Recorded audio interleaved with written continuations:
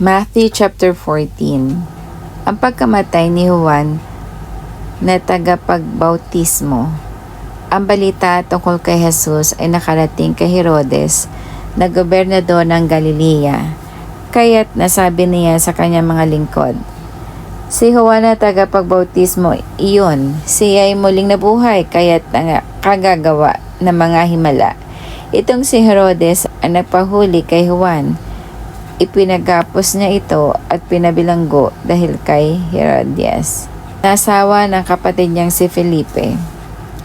Sapagkat sinasabi ni Juan kay Herodes, bawal na magsama kayo ng asawa ng iyong kapatid. Ibig ni Herodes na ipapatay si Juan, ngunit natatakot siya sa mga Hudyo sapagkat kinikilala nilang propeta si Juan na tagapagbautismo.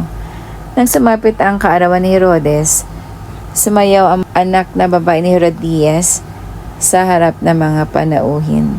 Labis na siyahan si Herodes. Kaya't sumumpa siyang ibibigay sa dalaga ang manghingi nito. Sa udyok ng kanyang ina, sinabi ng dalaga sa hari, ibigay po ninyo sa akin ngayon din sa isang pinggan ang ulo ni Juan na tagapagbautismo. Nalungkot ang hari. Ngunit dahil sa kanyang pangakong narinig ng mga panauhin, iniutos niya na ibigay sa dalaga ang hiningi nito. Kaya't pinapugutan niya si Juan sa bilangguan. Nilagay ang ulo sa isang pinggan at binigay ito sa dalaga. Dinala naman ito ng dalaga sa kanyang ina. Dumating ang mga alagad ni Juan, kinuha ang kanyang bangkay at inilibing. Pagkatapos ibinalita nila kay Jesus ang nangyari. Ang mahimalang pagkapakain sa 5,000. Nang marinig ni Jesus ang pagkamatay ni Juan, sumakay siya sa isang bangka at pumunta sa isang lugar na walang tao. Ngunit nang mabalitaan naman iyon ng mga tao, sila naglakad papalabas sa kanya-kanilang bayan at sinundan si Jesus. Pagdating ni Jesus sa dalampasigan niya ang napakaraming taong iyon. Nahabag siya sa kanila at pinagaling niya ang mga may sakit na dala nila. Nang dapit hapon na lumapit sa kanya ang mga alagad. Sinabi nila, malapit na pong lumubog ang araw at liblib ang lugar na ito. Papuntahin na po ninyo sa mga kalapit na nayon ang mga tao upang makabili ng kanilang makakain. Hindi na sila kailangang malis. Binigyan ninyo sila na makakain, sabi ni Jesus. Sumagot sila, wala po tayong pagkain kundi 5 tinapay lamang at 2 isda. Dalhin ninyo rito, sabi niya. Pinaupo niya sa damuhan ang mga tao. Kinuha ang 5 tinapay at 2 isda. Tumingala siya sa langit at nagpasalamat sa Diyos. Pinaghati-hati niya ang mga tinapay at iniutos sa mga alagad na ipamahagi iyon sa mga tao.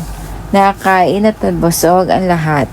Nang ipunin ng mga alagad ang natirang pagkain, nakapuno pa sila ng 12 kaing ng tinapay. Ay 5,000 lalaki ang nakakain bukod pa sa mga babae at mga bata. Lumakad si Jesus sa ibabaw ng tubig. Agad pinasakay ni Jesus sa bangka ang mga alagad at pinauna sa kabilang ibayo. Samantala, pinauwi naman niya ang mga tao. Matapos niyang paalisin ang mga ito, mag-isa siyang umakyat sa bundok upang manalangin. Nag-iisa siyang inaabutan doon ng gabi. Samantala, ang bangka ay nasa laot na, ngunit sinasalpok ito ng mga alon dahil pasalungat ito sa hangin. Nang madaling araw na sumugod sa kanila si Jesus na naglalakad sa ibabaw ng tubig, kinalabutan sa takot ang mga alagad na makita nilang may lumalakad sa ibabaw ng tubig. Multo! Sigaw nila. Ngunit nagsalita si Jesus at sinabi sa kanila, huwag kayong matakot. Ako ito.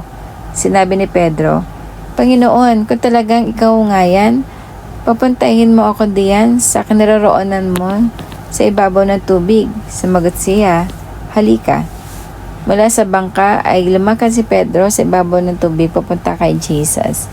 Ngunit nang mapansin niya na malakas ang hangin, siya natakot at nagsimulang lumubog. "Panginoon, sagipin ninyo ako!" sigaw niya.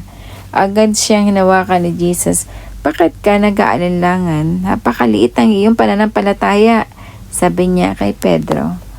Pagkasakay nila sa bangka, tumigil ang hangin at sinamba siya ng mga nasa bangka. "Tunay nga pong kayo ang anak ng Diyos," sabi nila. Pinagaling ni Jesus ang mga may sakit sa Genesaret. Tumawid sila ng lawa at dumating sila sa baybayin ng Genesaret.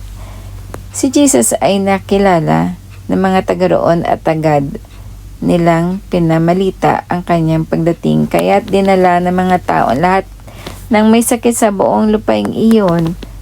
Hiniling nila kay Jesus na mahawakan man lamang ng mga may sakit ang laylayan ng kanyang damit, at ang lahat ng gumawa nito ay nagsigaling.